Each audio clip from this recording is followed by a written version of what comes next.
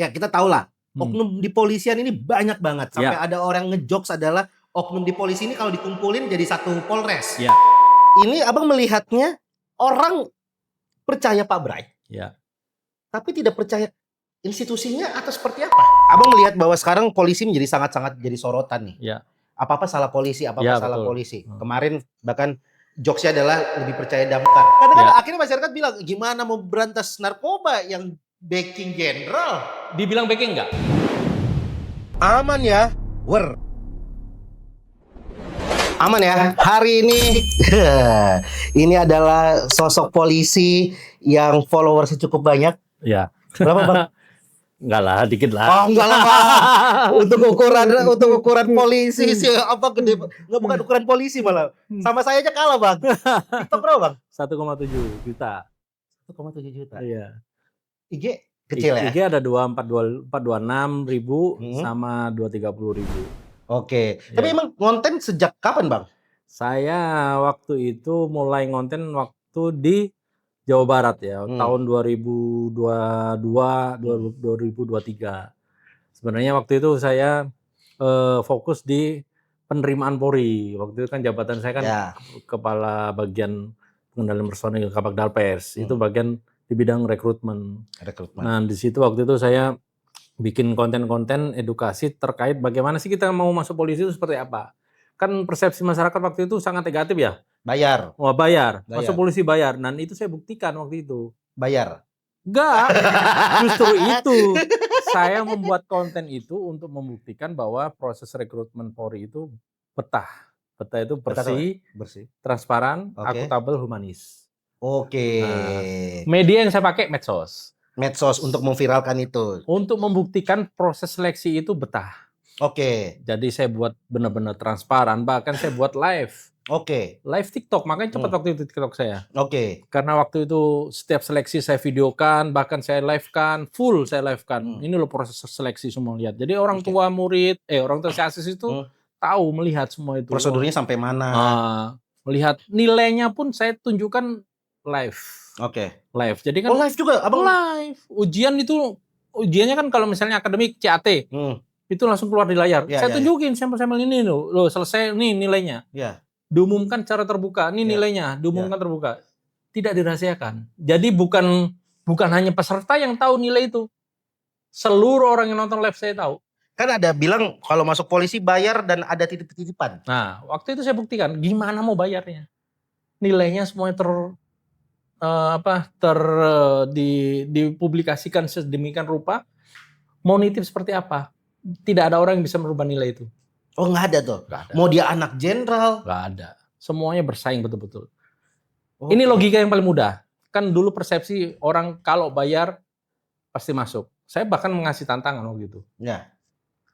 Kalau ada yang menawarkan siapapun bisa memasukkan polisi dengan membayar, terima, kamu bayar. Setelah kamu bayar, kamu ikuti tes, tapi jangan ngapa-ngapain. Nggak belajar. Waktu ujian tidur, jangan diisi soal-soalnya jangan dijawab. Kalau kamu lulus, saya ganti 2 kali lipat. Saya umumkan seperti itu. Umumkan waktu itu? Wah, saya umumkan. Logikanya, kalau dibilang masuk polisi bayar, ngapain susah-susah ikut tes? Langsung aja ya? Langsung ya, udah saya bayar, tapi saya nggak mau lari nih. Saya nggak mau ikut tesnya. Saya ikut tes tapi saya tidur aja, nggak mau isi. Nggak usah, saya nggak mau belajar. Kalau lulus saya kasih 2 kali lipat, saya ganti. Kalau lulus. Syaratnya jangan dikerjakan soalnya, awur aja. Nggak usah belajar. Nggak usah belajar, tes jasmani kamu jalan kaki aja. Iya kan? Itu kalau orang mau bayar. Sekarang gini, orang mau bayar, kenapa susah-susah harus belajar? Benar sih bang. Itu logika yang paling mudah. Karena adik saya kan akpol kan bang. Iya. Saya baru tahu tuh, ternyata bahkan untuk persiapan itu ada bimbelnya. Ada bimbelnya. Belajar. Ada saya tiap hari sehari 3 kali lari, latihan fisik. Tapi gini, bayar itu ada. Itu artinya orang yang membayar itu orang yang kena tipu. Oh, membayar itu pasti ada. Ada. Tapi itu pasti penipuan. Pasti penipuan. Istilahnya menembak di atas kuda. Bro, Gian bayar ke saya. Karena nggak pede, bayar ke saya. Oke, nanti kalau kamu lulus bayar sisanya ya. Ya. Bro Gian tetap belajar, tetap ikut tes. Ya. Ternyata lulus. Itu lulus sebenarnya Bro Gian yang berhasil. Karena saya belajar. Karena Anda belajar. Bukan karena saya bayar. Bukan karena saya yang membantu. Oke, berarti tetap ditipu juga dong jatuhnya. Masuk nggak masuk ditipu. Ditipu, itu menembak di atas kuda namanya. Tapi oknum itu pasti selalu ada. Selalu ada, itu bisa siapapun. Oke. Bahkan mungkin panitia pun ada, tapi saya jamin kalau panitia berani seperti itu saya bilang kan, itu menembak di atas kuda. Orang sipil yang lain pun ada. Seorang perantara, ngaku-ngaku kenal jenderal. Kemarin apa? Aldi Virus ya? Nah, Aldi Virus ngaku-ngaku jenderal. Iya. Kan paling mudah kalau membuat janji menembak di atas kuda itu. Iya. Untung-untungan kan, kalau lulus kan untung gue dapat. Oh iya Bang ya, jadi skemanya perjudian ya? Perjudian. Probabilitas. 10 masuk. 2 lolos. Itu Tapi yang diceritain. Itu diceritain. Lolos nih, bawaan saya 2. Padahal dia nggak ngapa-ngapain. Iya kan? Itu yang terjadi. Dan itu ada, saya nggak menutup itu. Dan itu saya bilang itu adalah penembak di atas kuda. Oke, oknum-oknum. Nah, oknum ini kan ya kita tahu lah. Oknum di polisian ini banyak banget. Sampai ada orang ngejokes adalah oknum di polisi ini kalau dikumpulin jadi satu Polres. Iya. Dan akhirnya kan sekarang konten-kontennya Pak Bray ini kan orang laporan lewat DM ke Abang. Iya, betul. Ini Abang melihatnya orang percaya Pak Bray. Iya. Tapi tidak percaya institusinya atau seperti apa? Jadi gini ya, setiap persoalan yang dilaporkan oleh masyarakat ke polisi gitu, memang tidak mungkin 100% bisa terselesaikan. 100%. Oke. Karena banyak sekali proses yang harus dilalui. Ya kan? Orang kalau melapor lama, itu bukan berarti tidak ditindaklanjuti. Tapi kan prosedur hukum kan ada. Bagaimana cara mulai dari proses penyelidikannya sampai ke nanti penyidikannya. Itu ada tahapan-tahapannya. Kadang orang kan nggak sabar. Dianggapnya, oh Pak, kami nggak dilayani terlalu lama. Kemudian kami berbelit-belit. Jadi itu mungkin saja bisa terjadi. Tapi yang ingin saya dorong, ingin kita tunjukkan bahwa para penyidik ini, anggota-anggota polisi di lapangan ini, mereka pasti bekerja. Dengan segala macam kesulitan yang ada. Ya, mereka pasti bekerja. Tapi tidak menutup kemungkinan juga, ada juga penyidik-penyidik yang memang kemampuannya untuk menyelesaikan suatu perkara itu rendah. Ada. Itu menjadi penilaian kita secara internal. Jadi penyidik-penyidik itu kita nilai kinerjanya sebenarnya. Makanya kalau masyarakat memberikan laporan akhirnya DM ke saya dan saya mencoba untuk membantu dengan mengatensikan, memforward itu laporan ke para penyidik yang ada di lapangan dan akhirnya diatensi, itu bisa juga terjadi. Tapi bukan berarti mereka tidak bekerja. Bukan berarti tidak mereka bekerja. Kenapa masyarakat bisa berpikir bahwa kalau lapor polisi langsung itu sangat sulit, Bang? Bahkan ada jokes bahwa kalau kemalingan ayam kita lapor ke polisi itu harus jual sapi. Itu bisa jadi artinya masyarakat sendiri yang merasa pelayanan yang dilakukan oleh polisi ini tidak maksimal. Itu mungkin terjadi. Abang nggak nutupin bahwa itu? Nggak menutup kemungkinan. Artinya itu bisa jadi saja terjadi. Karena bagaimanapun sumber daya manusia kita ini tidak sama. Ada penyidik yang jago, yang bisa menyelesaikan suatu perkara itu dengan cepat, ada. Ada penyidik-penyidik yang memang dia harus masih belajar juga ada. Ada juga memang penyidik ini dalam tanda kutip yang main-main juga ada. Saya nggak menutup kemungkinan itu. Saya tidak mendeny itu ada. Nah, itu yang sebenarnya kami sendiri secara internal tidak mau terjadi. Intinya semua penyidik ini harus berusaha sekuat tenaga semaksimal mungkin memberikan pelayanan yang terbaik kepada masyarakat. Standarnya itu seperti apa sih Pak, Bang, kalau pada saat orang melapor? Mulai dari laporan polisi itu sudah ada tahapan-tahapan yang harus dilalui. Ada kayak, setiap tahapan tuh durasinya berapa hari? Ada. Kita ada namanya perkap manajemen penyidikan, ada juga peraturan kabar reskrim, itu ada aturan-aturan membatasi waktu-waktu tahapan-tahapan yang harus dipenuhi oleh seorang penyidik. Itu menjadi penilaian kita. Di posisi Abang sekarang nih? Bukan saat sekarang. Ketika saya menjadi atasan penyidik, misalnya saya direktur. Direktur? Kemarin saya kan 2 kali direktur juga. Saya itu bisa menilai penyidik-penyidik mana yang memang kinerjanya bagus. Ketika penyidik-penyidik ini kita nilai kinerjanya tidak bagus, itu ada evaluasi pastinya. Ada evaluasi. Dan itu ada sanksi juga buat mereka. Ada peringatan juga buat mereka. Gitu. Jadi tidak semua penyidik itu memang betul, tidak semua penyidik itu jago begitu, tidak. Pasti ada yang lemot, ya kan? Ya kan? Pasti ada yang memang sengaja dia main-main. Yang oknum-oknum itu ada juga. Tapi penyidik yang betul-betul mahir, jago, yang profesional, yang senior itu ada juga banyak. Oke. Dari saat kita melapor, itu naik kemana tuh Bang? Dari laporan kita di SPKT, kemudian dari SPKT kemudian disampaikan kepada direktorat yang berkompeten, misalnya kalau misalnya pidana umum ya Dirkrimum. Nanti dari direktur itu kemudian didistribusikan, didisposisikan kepada penyidik siapa yang kita tunjuk sesuai dengan kemampuannya untuk menyelesaikan perkara itu. Nah, mulailah di situ proses penyelidikan dulu. Penyelidikan kita wawancarai, kita panggil-panggil para pihak, kita minta keterangan. Kalau itu memenuhi unsur pidana, baru kita naikkan ke tahap penyidikan. Tahap penyidikan baru kita kumpulkan bukti-bukti yang lebih lengkap lagi. Memang prosesnya itu ada tahapan-tahapannya itu. Berapa lama biasanya? Standarnya itu berapa lama, Bang?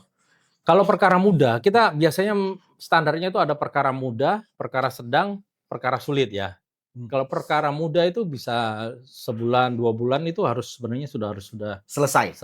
Bisa sampai ke pemberkasan. Kemudian pemberkasan itu belum selesai. Ketika kita sudah siapkan pemberkasan, semua alat bukti sudah kita siapkan, kita lemparkan ke kejaksaan. P21 ya?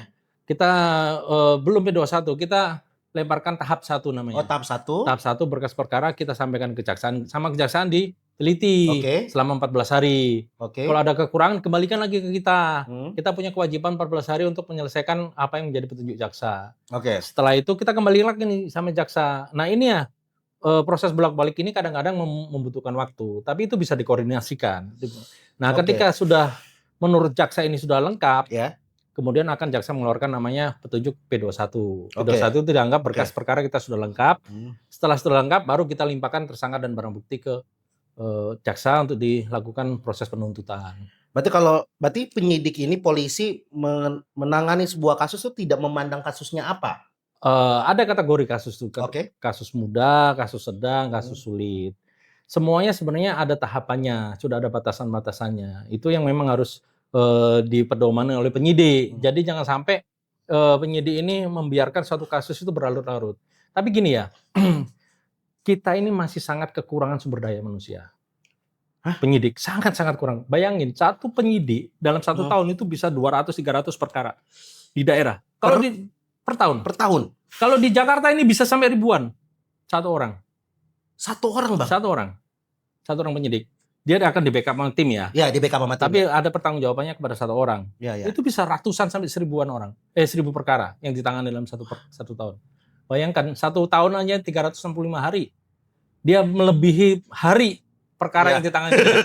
Ya kan? Makanya bukannya kita memilih-milih, bukannya kita mana yang harus didahulukan, tapi kita pasti akan menyelesaikan perkara yang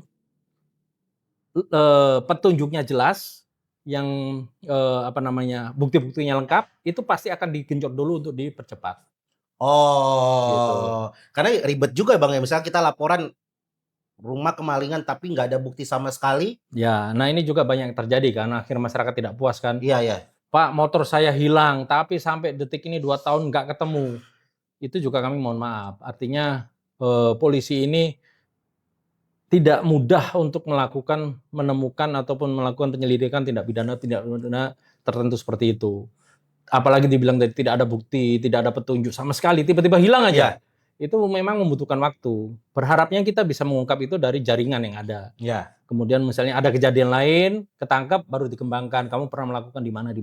Itu akhirnya terungkap. Itu karena suatu kejahatan pasti akan meninggalkan jejak, pasti. Pasti Bang. Pasti. Dan pelaku ini tidak mungkin hanya melakukan sekali. Suatu saat hari ini dia aman, suatu saat dia melakukan lagi, bisa ketangkap. Nah ini kejilan penyidik. Kamu selama ini melakukan di mana saja. Carikan bukti-bukti lain. Itu mudah-mudahan bisa mengembang ke kejadian-kejadian yang sebelumnya. Seperti itu. Berarti sebenarnya ini masa buat para penjahat di luar sana sih. Nggak bakal bisa tuh lari. Kalau udah kedetek, pasti karena kan kayak ada DPO, kalau kita lihat Net 86 berbulan-bulan lari tiba-tiba ketangkap. Kalau sudah teridentifikasi, mereka nggak akan bisa lari kemana-mana. Kemana-mana itu nggak bisa. Pasti ketangkap. Ke Uber tuh ke ujung-ujung. Pasti ke Uber. Tinggal tunggu waktu aja. Makanya kejahatan itu pasti ada tinggalkan jejak. Pasti. Mungkin hari ini dia aman. Ya. Hari ini dia tidak meninggalkan jejak, tidak terdeteksi apapun, CCTV nggak ada apa. Suatu saat dia melakukan lagi mungkin akan ada. Karena kejahatan itu bisa berulang, Bang. Pasti. Kalau secara psikologinya pasti akan mengulangi. Kalau maling pasti maling terus ya, pekerjaannya seperti itu. Oke. Sampai ketangkap dia bahkan sudah pernah dihukum pun residivis, melakukan lagi kejahatan yang sama. Itu namanya residivis. Oke. Nah sekarang kita kalau sekarang netizen nih banyak bilang oknum kita balik ke tadi. Ya. Oknum ini Abang mengakui bahwa ada kekurangan di instansi ini atau hanya sebagai kamuflase dengan banyaknya kekurangan? Enggak. Jadi gini, instansi mana sih yang nggak ada oknum? Ya, mulai dari pemerintahan, tingkat pusat, tingkat daerah, pejabat-pejabat, termasuk di instansi polisi juga pasti ada. Manusia selama dipekerjakan seperti itu tetap manusia. Mereka manusia, termasuk diri saya sendiri mungkin saya nggak bersih juga, ya kan? Ya. Karena mungkin manusia ini berbeda-beda wataknya. Ada orang yang memang tulus, ikhlas dia melayani masyarakat, bekerja dengan baik. Ada juga yang memang oknum-oknum yang memang tujuannya tidak baik. Ada, dan itu yang kami ini Polri secara internal terus berusaha untuk membersihkan hal-hal tersebut dan tidak ada toleransi kepada oknum-oknum itu. Nah, orang tuh banyak yang bertanya juga ketika misalnya seorang oknum diproses secara sidang kode etik ya. Apakah berhenti di situ atau ada kriminal-kriminal lain, kejahatan-kejahatan lain yang enggak kok, kita nggak nyampe situ doang, bisa dibawa ke. Ya, jadi polisi ini kita itu sama dengan sipil. Oke. Ketika ada anggota kita oknum melakukan kejahatan, yang jelas dia pasti akan mendapatkan sanksi kode etik secara internal. Kemudian itu tidak berhenti di sana. Dilanjutkan kalau itu memang ada unsur pidananya, pasti akan lanjut ke proses peradilan umum. Disidik seperti biasa. Disidik sama kayak orang-orang biasa, diperiksa kalau penyidik. Apapun pangkatnya tuh? Apapun pangkatnya. Banyak kok. Oh iya. Betul ya? Iya. Jenderal pun banyak. Jenderal pun udah di. Iya. Iya kan? Iya Bang. Ya, jadi ya, itu berarti kita tidak menutup-nutupi, tidak membela anggota kita yang melanggar hukum. Itu pasti akan ada tindakan-tindakan. Berarti kalau masyarakat bilang, wah enak banget jadi polisi kalau bikin kesalahan cuma dimutasi doang. Mutasi kayak kemarin Kapolres Bima kan banyak yang komentar itu. Ya. Kok kenapa kok sudah dipecat dimutasi? Itu proses administrasinya. Maksudnya gimana Bang? Jadi gini, kan harus diganti nih. Digantilah dengan orang yang baru, Kapolres yang baru. Ya. Kapolres Bimanya digeser posisinya ke tempat yang tidak mendapatkan jabatan, yang tempat yang memang dipersiapkan untuk melakukan proses administrasi PTDH-nya. PTDH kan itu ada bandingnya nanti, kemudian proses pidananya seperti apa. Mutasi itu harus ada. Kalau nggak dimutasi malah salah. Oh. Iya dong, melanggar kok nggak dimutasi.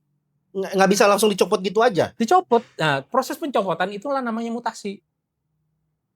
Oh, bukan digeser doang tuh? Bukan, itu proses administrasi dan proses pencopotan itulah yang dinamakan mutasi. Orang taunya itu mutasi itu geser, pindahin doang. Pindahin doang, enggak. Padahal itu memang proses administrasi. Dia dicopot, diganti dengan orang yang baru, itu namanya mutasi. Dia tidak dikasih jabatan ini, nggak dikasih jabatan sambil menunggu proses administrasi dia sampai dengan putusan yang tetap.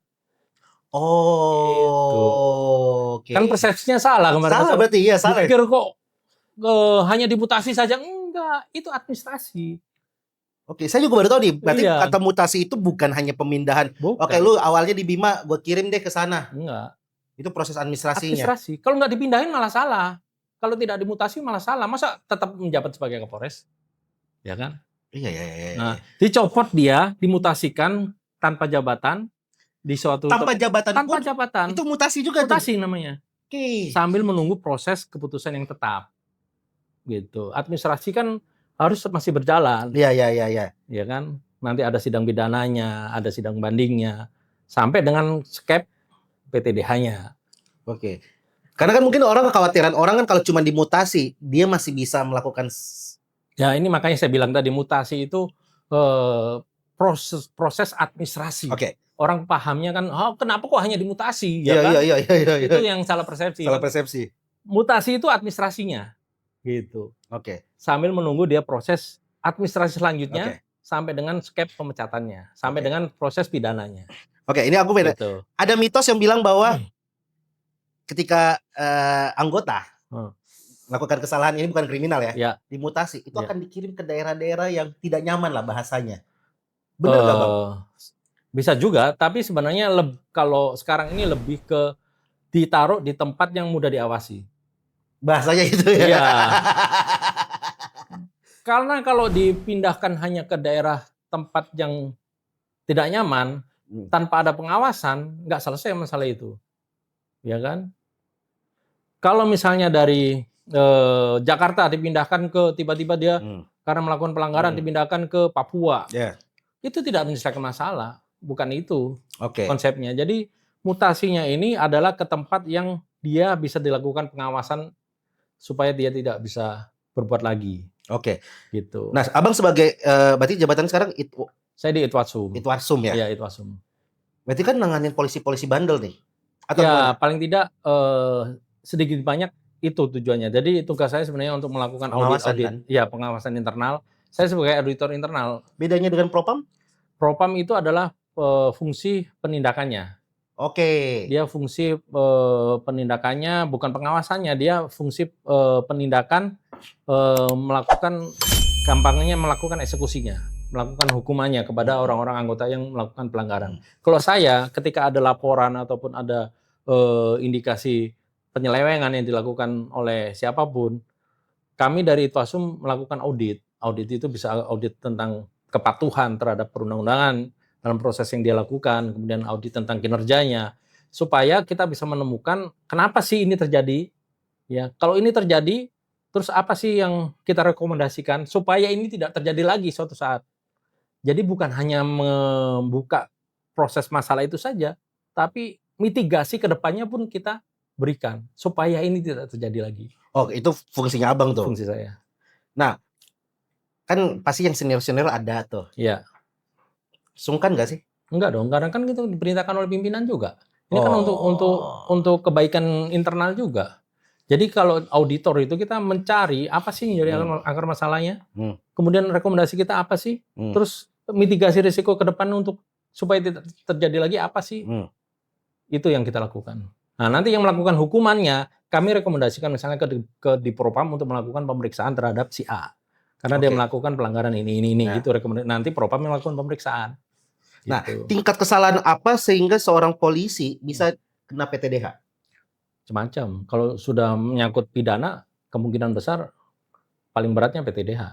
Kalau tanpa pidana? Kalau tanpa pidana bisa demosi, bisa patsus, bisa demosi, patsus, kemudian hukuman-hukuman yang lain, administrasi yang lain, tunda pangkat, tunda sekolah, segala macam. Jadi rata-rata banyak juga pidana. Yang pidana nggak terlalu banyak sih. Kalau kita lihat data itu tidak terlalu banyak. Yang banyak yang mungkin terjadi itu ya pelanggaran-pelanggaran administrasi, perilaku, itu bisa juga kena sanksi kode etik. Penyalahgunaan wewenang itu bisa kena kode etik. Tapi yang banyak viral yang pidana. Iya. Kenapa sih Bang? Abang merasa bahwa polisi ini emang jadi sasaran empuk? Gimana ya? Karena gini, polisi ini kan yang berhadapan langsung dengan masyarakat. Iya. Jadi apapun yang dilakukan polisi pasti ada yang tindakan polisi ini. Iya. Pasti ada orang yang tidak suka. Pasti ada. Contohnya, saya menerima laporan dari Brugdian. Pak, saya ditipu orang. Saya bantu Brugdian. Proses kita. Siapa yang melakukan penipuan? Siapa namanya? Raki. Kita proses. Selesailah masalah itu. Ada orang yang nggak puas nggak di situ kira-kira? Ada. Siapa? Raki. Nah, Raki dan keluarga. Jadi artinya apapun yang dilakukan oleh polisi pasti ada orang yang tidak puas. Disitulah muncul orang membenci polisi. Pasti dia pernah paling tidak dirinya sendiri atau keluarganya berurusan dengan polisi, ya kan? Itu pasti ada. Makanya apapun tindakan yang dilakukan oleh polisi ini pasti ada orang yang tidak suka. Tapi kan nggak bisa dipungkiri juga, tadi Abang bilang, Abang sendiri bahkan yang bilang bahwa oknum-oknum itu memang banyak. Kan polisi-polisi ini sudah melewati pendidikan dan yang lain. Celahnya tuh di mana sih Bang? Mental, bro. Mental? Iya. Kembali lagi ke dirinya sendiri. bagaimana dia menjalani kehidupannya dia. Orang baik hari ini baik, ketika dia mempunyai masalah kehidupan pribadi, bisa jadi nggak baik loh. Brugian sekarang ini baik nih. Ketika Brugian terpepet kondisi ekonomi, tiba-tiba ruwet keluarga, ada nggak kepikiran melakukan tindakan-tindakan kejahatan? Pasti ada secara manusia. Secara manusia. Itulah manusia, bro. Tapi itu yang sebenarnya nggak boleh, dan itu yang terus kita gelorakan kepada anggota kita. Jangan sampai kita ini polisi, apapun alasannya kamu nggak boleh melakukan tindakan yang melanggar hukum. Apalagi yang disengaja, yang memang tujuannya hanya untuk itu. Itu bisa kita lihat. Tapi kan pada saat tes kan ada psikotes juga. Ada. Bisa kelihatan dong sebenarnya. Psikotes itu sama dengan orang periksa ke dokter. Hari ini dinyatakan sehat, besok tiba-tiba kena virus flu, bisa sakit. Sama psikotes, hari ini dia sehat, mentalnya baik, besok dia ada masalah keluarga, ada masalah apa, hari itu besoknya itu dia psikologinya bisa berubah. Jadi pada saat dia tes itu bukan menjadi jaminan ketika dia di dalam dan sudah bertugas? Enggak, karena psikotes nggak ada ukuran waktu dia akan selamanya baik. Seumur hidup dia baik, tidak. Gitu. Tapi kita juga ada rutin kok pemeriksaan kesehatan jiwa itu, pemeriksaan kesehatan fisik itu ada rutin. Kita setiap 6 bulan itu ada. Nah, ketika ada gejala-gejala, ini ada masalah nih. Ada konseling, ada pembinaan, ada di bagian sumber daya manusia ada. Orang-orang yang bermasalah, keluarga ada permasalahan apa, itu akhirnya akan dilakukan pembinaan. Itu ada. Abang melihat bahwa sekarang polisi menjadi sangat-sangat jadi sorotan nih. Apa-apa salah polisi, apa-apa salah polisi. Kemarin bahkan jokesnya adalah lebih percaya Damkar. Apa sih yang harus dibenahi? Sebenarnya gini, mindset kepada seluruh anggota polisi ini harus betul-betul dikembalikan kepada dia menjadi seorang anggota polisi itu bukannya sebagai profesinya. Dia harus merasa menjadi seorang polisi itu harus menjadi jalan hidup. Kembali ke manusianya.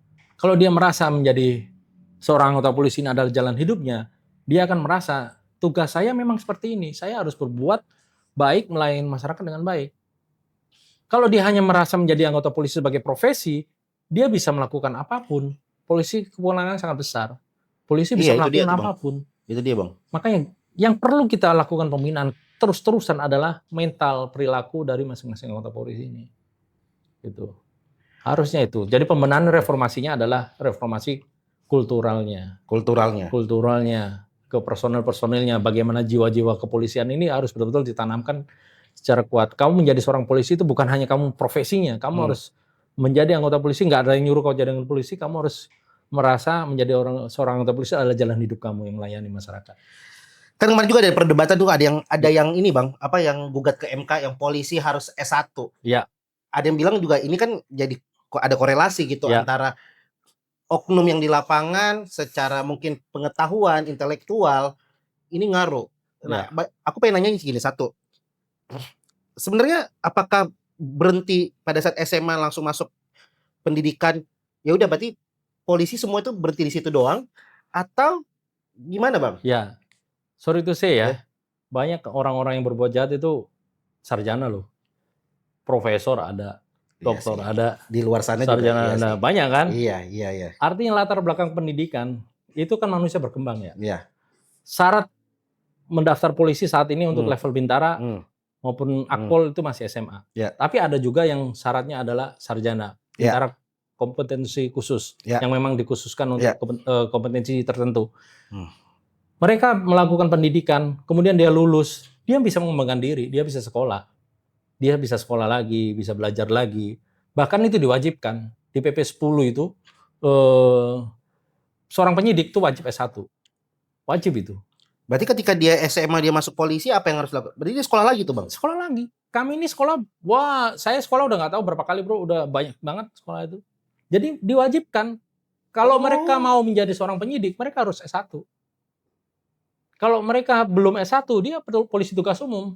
Ngatur lalu lintas, pengamanan, jaga bank. Berarti nggak berhenti sampai SMA masuk polisi sudah? Nggak bisa. Kalau dia hanya SMA saja ya sudah, dia akan menjalankan tugas polisi umum. Jaga-jaga seperti itu. Babin Kamtibmas itu. Tapi sekarang ini polisi sudah hampir semuanya mereka mengembangkan diri sampai ke sarjana, S1, S2, S3, profesor banyak. Kenapa harus lulus SMA? Kenapa nggak emang kita naikin aja ke S1 baru bisa masuk polisi? Karena itu ada levelnya. Oke. Kalau ketika kita kasih S1 misalnya, persyaratan masuk polisi S1, di mana anggota yang akan melakukan tugas polisi umum? Levelnya kan ada. Ya kan? Dan pendidikan kepolisian itu sudah mengajarkan dasar-dasar ilmu-ilmu hukum itu sudah diajarkan di pendidikan. Dasar-dasar dibilang polisi nggak diajari di pendidikan polisi nggak diajari ilmu, salah itu, Bu. Semua sudah diajari, dasar-dasarnya diajari. Kurikulumnya ada tuh ya? Kurikulumnya ada. Bahkan tugas-tugas kepolisian dasar pun diajarkan di pendidikan itu. Oke. Nah, ketika dia lulus, kemudian dia mengembangkan diri, melanjutkan kuliah dan sebagainya, itu malah dianjurkan dan diwajibkan. Itu kalau di Bintara sekarang ini, Bintara, ada perbedaan waktu kenaikan pangkat antara sarjana dengan yang tidak sarjana. Oh, ada. Mereka lebih cepat yang sarjana naik pangkatnya. Nah, sarjananya ini kemauan diri sendiri atau kemauan dari diri sendiri? Bukan dari instansi kayak bukan. Gue sekolahin lu. Ada juga. Beasiswa ada juga. Oke. Yang sekolah sendiri ada juga. Dan itu membuat perbedaan karir di antara mereka. Kalau dia nggak mau sekolah, ya udah kamu akan gitu-gitu aja. Berarti bukan ya udah gue SMA nih tapi karir gue oke. Nggak bisa. Dia akan kalah dengan yang sarjana. Dia akan kalah dengan orang-orang yang mau mengembangkan diri. Berarti harus sekolah lagi. Harus sekolah lagi, pendidikan kejuruan lagi. Misalnya kalau saya mau jadi reserse, saya harus pendidikan kejuruan reserse. Ketika saya mau menjadi anggota lalu lintas, saya harus mengikuti pendidikan kejuruan lalu lintas. Itu semua ada. Dan itu berlanjut. Jadi nggak ada polisi yang lulus pendidikan, selamanya dia seperti itu, nggak mengembangkan diri, nggak ada. Kalau ada yang seperti itu, ya mandek dia di situ. Karirnya juga pasti mandek di situ. Di situ aja. Dia akan kalah dengan teman-temannya yang mengenyam pendidikan yang lebih tinggi. Gitu. Oh, baru tahu nih saya nih. Nah, itulah makanya. Dan bahkan di undang-undang di PP tadi saya sebutkan, PP 10 itu kalau nggak salah itu wajib S1 kalau mau jadi seorang penyidik. Wajib. Jadi ini yang nggak mungkin masyarakat banyak tahu. Masyarakat taunya kan ya sudah SMA bisa masuk polisi. Ya, kan tugas polisi macam-macam. Iya sih. Polisi tugas umum. Iya. Ngatur lalu lintas, jaga-jaga aja. Iya. Ya kan, jaga tahanan. Itu mungkin nggak perlu ilmu-ilmu tinggi-tinggi. Yang megang senjata biasanya anggota-anggota operasional di lapangan yang melakukan upaya-upaya paksa. Oke. Penangkapan dan sebagainya. Itu yang megang senjata tadi. Nah, Bang, terakhir nih, Bang. Kalau kemarin kita lihat tadi oknum banyak, terus ternyata ada prosedur yang harus dilewatin. Ya. Berarti yang kasusnya ditanganin semua lapisan masyarakat dong. Ya. Bukan hanya yang punya followers dong. Ya. Karena ada yang bilang kan, ya kalau lu nggak punya followers, lu nggak viral, nggak bakal ditanganin polisi. Ya. Berarti, nah bagaimana masyarakat bisa yakin? Ada nggak sih sebuah sistem yang masyarakat pengen tahu sampai mana nih prosedur pelaporannya dia? Jadi gini, Bu. Tadi sudah saya bilang, polisi itu tidak mungkin menyelesaikan perkara sampai 100%. Ya. Tapi bisa dilihat, sekarang kondisi lapas overload loh. Bisa dicari, dilihat. Overload. Itu semua yang menyelesaikan polisi. Bisa lapas sampai overload dari mana? Itu semua kejahatan ada. Mulai kejahatan pencurian yang ringan sampai kejahatan berat ada semua. Ya. Artinya polisi nggak milih-milih sebenarnya. Ya. Tapi kenapa ada persepsi ketika suatu kasus ini menjadi atensi publik itu diprioritaskan? Itu tanda kutip memang betul. Ya.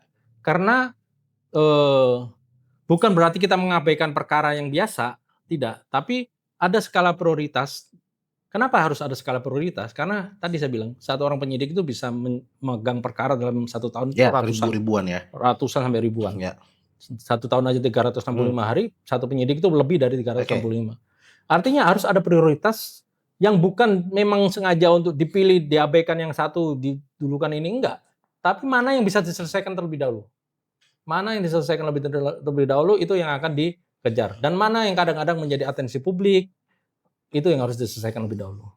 Bukan berarti mengabaikan yang lain ya. Yang lain tetap berjalan sesuai dengan timeline yang ada. Nah, bagaimana masyarakat bisa meng-follow up laporannya, Bang? Sekarang banyak sistem, setiap proses penyidikan itu masyarakat sudah dikasih akses sekarang itu untuk memantau perkembangan penyidikannya. Itu harusnya ada itu.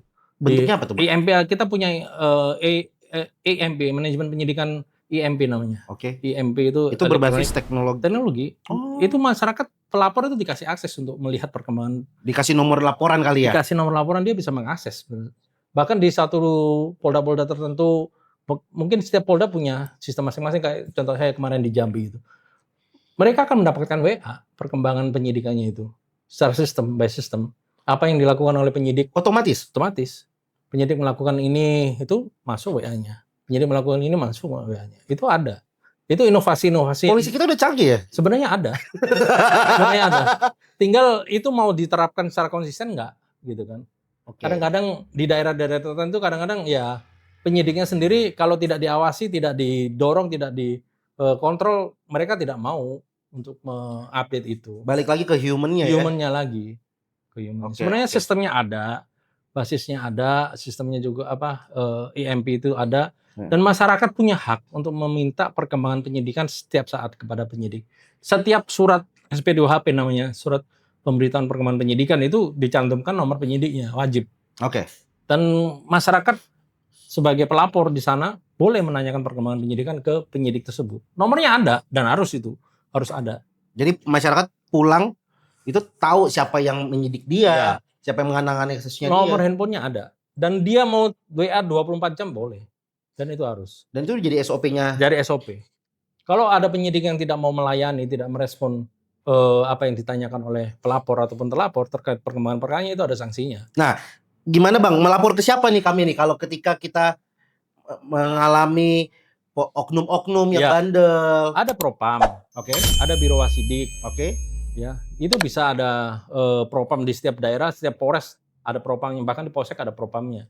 Itu bisa melaporkan ke sana. Langsung datang aja ke sana ya? Langsung datang ke sana. Kan ada juga barcode itu. Kalau di Google ada itu barcode, scan barcode Propam presisi itu ada itu. Itu bisa dilaporkan secara online. Oke. Nanti kita tampilin ya. Nah, tampilin boleh. Dilihat aja di Google aja barcode Propam presisi. Itu se-Indonesia. Kalau ada polisi yang nakal, kemudian komplain terhadap polisi manapun, itu bisa langsung scan di sana, masukkan informasi yang diperlukan, buktinya apa, itu langsung akan ditindaklanjuti. Itu ada di Google aja, di Google ya, Propam presisi. Coba cek. Coba. Propam presisi. Coba kita cari. Propam presisi. Itu baru tahu nih. Barcode pelaporan itu. Propam presisi. Ada kan? Aplikasi. Ada barcode-nya kan? Oh, ada aplikasinya. Ada kan? Pertanyaanku gini, kenapa hal-hal kayak gini tuh nggak pernah tersosialisasi sih Bang? Sebenarnya sudah, tapi kurang masif. Ya kayak gini yang kita perlukan kan, ya kan? Scan barcode Propam presisi. Kalau masyarakat merasa dirugikan oleh polisi dimanapun. Oke. Cari di Google linknya. Ada, tinggal download loh. Ada. Tinggal download. Iya. Jadi kan enak ya kalau ada polisi nakal. Ancam aja pakai Propam polisi. Iya, fotoin ya kan. Apa keluhannya, tunjukkan. Pak, saya lapor nih ke Propam nih. Itu pasti tindak lanjuti. Pasti. Oke. Gitu. Hah? Enggak dong. Itu hak kok. Hak itu. Gitu. Oke, ini kita baru tahu nih. Ini informasi yang sangat dibutuhkan ya. Karena kan ya, wah susah nih melapornya. Kita bingung nih kalau ada polisi nakal. Ternyata polisi sebenarnya sudah menyediakan itu. Sudah menyediakan salurannya. Makanya ya mohon maaf. Akhirnya orang itu banyak ngadu ke saya, DM saya sampai saya buron. Saya bilang, laporkan ke Propam. Ada itu barcode Propam presisi, saya bilang. Ada. Itulah fungsinya polisi-polisi yang punya followers kayak Abang. sosialisasi kayak gini Bang. Selama bisa saya jawab, tapi saya juga mohon maaf. Enggak semuanya bisa saya jawab. Banyak Bang? Waduh banyak bener. Banyak bener. Saya tinggal 1 jam gini nanti saya tunjukin dulu banyak banget tuh ya. DM itu. Nah ini aku dari tadi sebenarnya ngapain Bang? Ini sebagai penutup kita Bang. Abang kan pernah di narkoba ya Bang? Iya. Kenapa sih bangsa ini sangat sulit putus dengan narkoba? Supply and demand. Oke. Kembali lagi, kalau kita mau berhenti narkoba supaya nggak masuk lagi, demand-nya dikurangi. Makanya pecandu narkoba itu orang sakit. Paradigmanya sekarang adalah harus disembuhkan, bukan ditangkap, bukan dipenjara. Harus disembuhkan. Makanya rehabilitasi itu wajib. Ya, itu pemerintah mengupayakan supaya demand ini berkurang. Oke. Nah, kalau supply itu nggak bisa dicegah, karena bagaimanapun pabriknya itu ada di luar negeri. Oke. Nggak bisa tuntas dan jalur masuknya ada banyak sekali lewat laut. Bukannya ada pabrik-pabrik dalam negeri juga? Ada kecil-kecil, itu nggak signifikan. Tapi yang barang besar-besar selalu dari luar negeri. Selalu dari luar negeri. Segitiga emas, Myanmar. Apa segitiga emas? Iya, segitiga emas. Myanmar, Vietnam, Kamboja, Thailand. Oh. Karena bahan bakunya ada di sana. Oke. Dan itu masuknya lewat jalur laut. Jalur laut kita dari pantai Sumatera, dari Aceh sampai ke Lampung sampai ke Jambi itu kan panjang sekali. Itu bisa turun di mana aja. Selama abang di Jambi berapa BB? Saya waktu narkoba di Riau. Di Riau ya, di Riau. Di Riau hampir 1 ton waktu itu saya nggak pernah. Ada yang diambil? Oh enggak dong. Kalau mau bisa. Tapi saya kan kembali, makanya saya bilang kita kembali lagi ke sumber daya manusianya, ke mental kita masing-masing. Kalau polisi-polisi nakal itu ngelihat barang satu paket udah gemetaran, saya ratusan kilo di gudang saya. Nggak pernah saya di gudang kan, bukan di rumah dinas kan? Oh, nggak boleh. Itu orang yang nggak punya mental. Kalau mau seperti itu pasti kena. Pasti kena. Kadang-kadang akhirnya masyarakat bilang, gimana mau berantas narkoba yang backing jenderal? Dibilang backing enggak? Tidak ada orang yang polisi yang bisa membackingi narkoba. Siapa yang berani membacking? Nyatakan saya backing narkoba, siapa yang berani? Nggak ada. Berarti bandar juga ketipu juga tuh. Bro kenal sama saya. Ya. Bro bandar narkoba. Ya. Tiba-tiba mengatakan saya backing. Bro ketangkap saya lari. Nggak mau saya backingin bro. Karena takut juga ke bawah-bawah nanti. Nggak ada orang berani backing narkoba, nggak ada. Bukan backingin yang ada saya ikut terlibat. Bukan backingin, bukan membela. Oh iya, beda bahasanya. Beda. Kalau saya ikut sama bermain, saya menikmati keuntungan dari itu bukan backing. Itu saya terlibat. Saya pelaku. Saya pelaku, bukan backing. Nggak ada orang yang mau bisa backing, artinya membela bro supaya nggak ditangkap. Iya. Nggak ada. Oh jangan ditangkap lah, itu kenalan saya. Nggak ada itu. Yuk, langsung ditangkap dia. Jadi backing itu, bahasa backing itu nggak ada. Salah tuh ya. Salah. Yang ada dia terlibat pelakunya. Polisi yang terlibat di dalam kasus narkoba. Betul, pelakunya. Pelakunya. Iya, bukan dia membacking bandar narkoba. Nggak ada kalau backing itu. Kalau saya dapat uang dari bro, berarti saya bukan backing, saya terlibat, saya pelaku. Oh, itu yang harus stigma yang harus diubah ya. Kalau backing artinya gini, bro pemain, saya nggak pemain, nggak ada yang berani nangkap bro. Itu backing, itu tidak mungkin ada terjadi. Kenapa nggak mungkin bang? Bro ditangkap saya lari pasti. Nggak akan saya bisa mengintervensi, bebaskan itu. Nggak bisa. Kan yang nangkap ecek-ecek bang. Nggak bisa, narkoba, nggak ada yang berani, pasti kena juga. Nggak ada perintah seperti itu. Bebaskan itu teman saya, nggak ada. Berarti jenderal-jenderal yang ketangkap karena narkoba itu adalah pelakunya? Pelaku. Nah pertanyaannya bang, dia udah jenderal, pangkat. Berarti kalau tadi mental lagi. Ya sekolah udah tinggi dong pasti kalau udah jenderal dong bang. Iya. Nah, ya mental kita nggak tahu isi hati manusia bro. Apa yang ada di pikirannya saya nggak tahu. Ya yang jelas tidak baik lah itu intinya. Ya kan? Godaannya uang pasti ya? Uang itu. Nggak ada bilang, kan ada yang bilang kan, ini demi jabatan nih. Nggak ada. Mana bisa saya membantu bro seorang bandar narkoba, saya bantu, saya amankan, saya bisa naik jabatan. Nggak bisa. Justru malah saya nyungsep. Kan prestasi bang, nangkap. Iya, kalau saya tangkap bro, saya prestasi. Kalau, nah ini, ada istilah, bener gak bang, tukar kepala? Tukar kepala sebenarnya bukan tukar kepala. Artinya gini, bro ditangkap, ya. Nggak ada itu bro dilepaskan untuk bisa menangkapkan orang lain, nggak ada. Tapi kita kembangkan dari penangkapan yang bro dapatkan, saya kembangkan ke atasnya, ke jaringan yang lebih besar itu ada. Nggak mungkin apa? Nggak mungkin terjadi atau mungkin terjadi tapi itu oknum balik lagi? Kalau ada oknum yang punya pikiran jahat, sangat bisa. Kalau punya pikiran jahat ya memang sengaja dia seperti itu melepaskan. Bro dengan demi uang juga kan? Uang juga itu mungkin ada. Ya mungkin ada karena terjadi, ya kan pernah terjadi juga kan. Kalau istilah cepu? Cepu itu siapapun bisa. Kan ada yang cepu polisi. Ada yang bilang kalau jadi cepu polisi dapat duit lagi bang. Sebenarnya ada informan yang digunakan oleh polisi itu ada. Oke. Tapi bukan berarti kita melegalkan informan itu untuk melakukan kejahatan narkoba, enggak. Dan ini di semua jenis kejahatan sebenarnya. Kejahatan, iya. Kita bro mengatakan cepunya saya. Ya. Bukan berarti saya melegalkan bro untuk melakukan kejahatan itu. Oke. Ada yang dibilang cepu bebas make. Ya kan? Iya. Nggak ada itu. Ada kalau misalnya, nah ini juga nyambung nih Bang. Kan kalau di kalangan teman-teman artis di luar sana kan, oh iya itu cepu tukar kepala, biar dia lolos polisi butuh nama yang lebih besar. Nggak ada. Kalau ditangkap sama tim lain mau apa? Oke lah sama saya, nggak saya tangkap. Karena bro ngasih informasi ke saya. Saya tahu bro pemakai. Saya tahu bro punya barang. Karena bro ngasih informasi ke saya, nggak saya tangkap. Saya dapat tangkapan yang lebih besar. Tapi kalau ditangkap sama tim lain gimana? Saya nggak akan bisa belain bro. Oke. Tapi oknum itu kemungkinan ada yang orang-orang dengan niat jahat. Ya, kalau niat jahat nggak menutupi kemungkinan. Ada.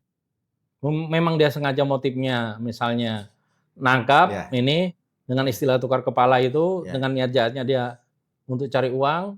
Udah, kamu saya lepasin, kamu bayar, tapi kamu tunjukin ke siapa yang di atas kamu. Itu mungkin bisa terjadi. Tapi itu adalah salah. Itu salah. Tidak dibenarkan. Tidak dibenarkan. Itu salah. Dan itu kalau ketahuan diproses. Proses. Oke. Itu salah. Pertanyaan terakhir pamungkas. Bener nggak sih Bang? Kalau punya data pasti punya data. Iya. Tapi polisi kadang-kadang menangkap seseorang untuk pengalihan isu. Saya nggak bisa memikirkan itu ya. Pengalihan isu gimana? Let's say isu nasional lagi ada apa nih? Yaudah kita tangkap artis deh. Emang bisa kayak gitu bro? Karena akhirnya digital lagi langsung lebih ngebahas artisnya.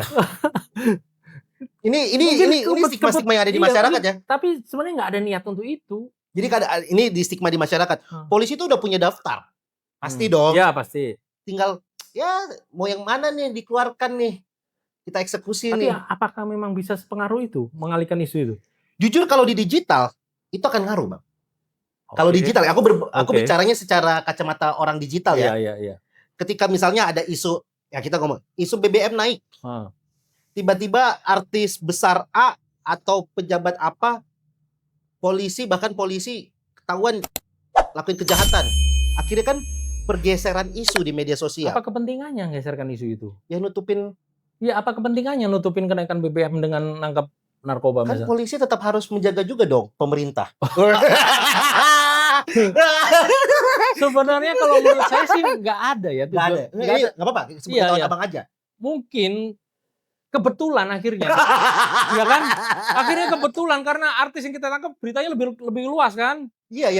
Mungkin kebetulan, tapi kalau disengaja saya rasa enggak ya. Untuk membelokkan isu saya rasa enggak. Kita nggak kepikiran sejauh itu ya. Sampai merubah mindset, merubah isu. Narasi segala macam. Itu karena kebetulan aja kalau menurut saya. Kebetulan ya emang sering sih Bang. Iya. Karena nggak ada untungnya juga. Masa sih Bang? Iyalah. Kita kan tujuannya bukan untuk mengalihkan isu, tapi mengungkap kejahatan. Kan, sorry Bang.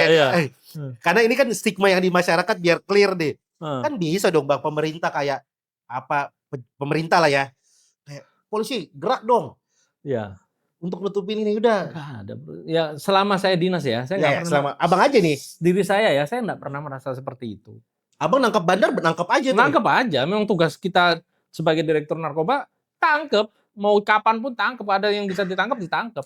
Bukan berarti nangkep penjahat atau yang karena pesanan gitu. Pesanan? Enggak. Atau nunggu momentum? Enggak. Oh, kalau nunggu momentum lebih terlambat lagi. Karena narkoba nggak bisa ditunggu, bro. Saat ini barang masuk, ya.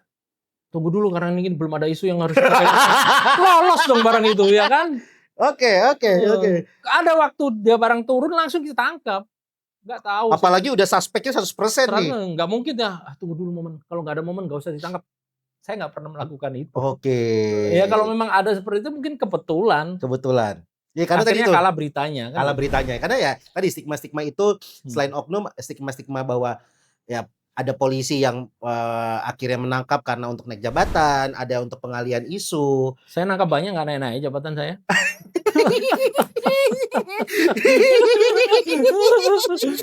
Saya nangkep banyak, nggak ada pelanggaran, nggak naik-naik jabatan saya gini-gini aja. Ada lucu lagi ya. Iya. Dan banyak polisi-polisi juga berprestasi juga ya. Ya. Karirnya enggak. Jadi gini, penentuan orang mendapatkan jabatan itu kan penilaian pimpinan. Ya kita serahkan lah, kita bekerja aja yang baik lah.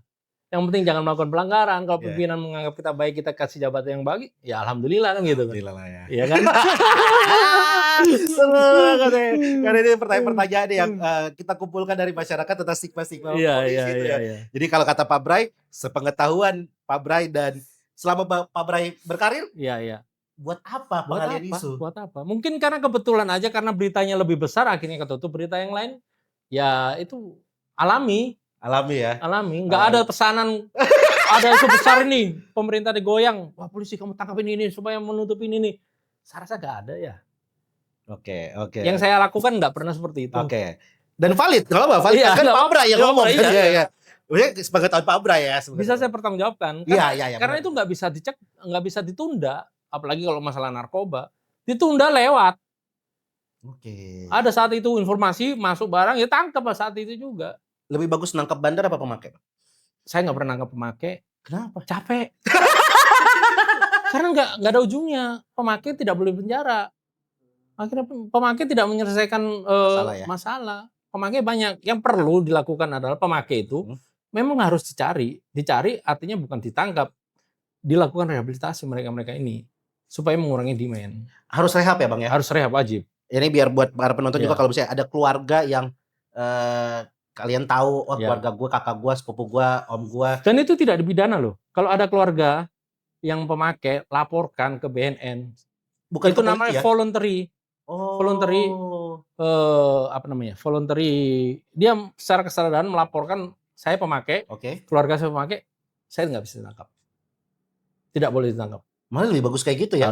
Harus seperti itu. Harus seperti itu ya? Orang pemakai itu orang sakit. Berarti lapornya bukan ke polisi ya? BNN. Langsung ke BNN aja ya? Ke polisi pun bisa. Nanti diantarkan ke BNN. Nggak, kalau kita bawa saudara kita ke kantor polisi langsung ditangkap? Enggak. Bawa ke saudaranya. Pak, ini saudara saya ini pemakai berat Pak, tolong diobati. Akan diantarkan ke BNN. Direhabilitasi. Tuh, dengerin buat teman-teman semuanya yang karena kan pasti ini om gue, tante gue apa segala macam. Takut kalau dibawa malah tidak boleh. Itu dilindungi undang-undang. Dilindungi. Pengguna melaporkan diri, seorang pemakai, dia akan diobati dan wajib direhabilitasi. Oke. Pak Bray, kata-kata terakhir buat para oknum-oknum polisi bandel di luar sana. Kepada oknum-oknum polisi-polisi yang masih punya niat jahat, yang tidak punya kesadaran untuk memberikan pelayanan terbaik kepada masyarakat, tolong segera sadar, tolong segera berubah, ya, kembalikan jati diri Anda sebagai seorang polisi. Ya, polisi itu bukan profesi, bukan hanya sekedar profesi, menarik nih. Tapi jalan untuk mengabdi. Oh, jalan hidup ya? Jalan hidup untuk mengabdi. Kamu menjadi seorang polisi bukan disuruh orang. Kamu pengen jadi polisi. Jangan jadi polisi untuk cari pekerjaan. Jadilah polisi untuk mengabdi. Kalau jadi polisi untuk pekerjaan, hasilnya adalah nyimpen narkoba di rumah dinas. Buat oknum-oknum buzzer, Bang. Iya. Buat oknum-oknum buzzer. Kepada para buzzer ya, tolonglah objektif. Kita sama-sama apresiasi polisi baik, tindak tegas polisi jahat, ya kan? Ya. Harus fair dong. Jangan hanya sekedar menyalahkan orang terus menyalahkan, nggak akan ada selesainya, nggak akan ada ujungnya. Nggak ada ujungnya ya. Manusia pasti penuh dengan salah. Tapi kalau Anda ingin kebaikan untuk mengkritik polri, silakan. Tapi kritiklah yang membangun dan ajaklah anggota polisi itu, oknum itu untuk berbuat lebih baik. Oke, Pak Bray, terima kasih banyak Pak Bray. Ya, oke, bro. Sudah hadir di sini. Terima kasih. Thank you. Biar jadi corong suara juga, Bang. Iya. Ternyata kalau pengen lapor polisi ada Propam Presisi. Tinggal download aplikasinya. Ada, di Google aja ada. Iya, ada. Thank you Bang, sekali lagi terima kasih. Semoga Abang bisa jadi contoh buat oknum-oknum polisi, soalnya daripada nyimpen narkoba di rumah dinas mending ngonten. Tapi konten yang baik. Iya, walaupun nggak bisa dimonetis ya.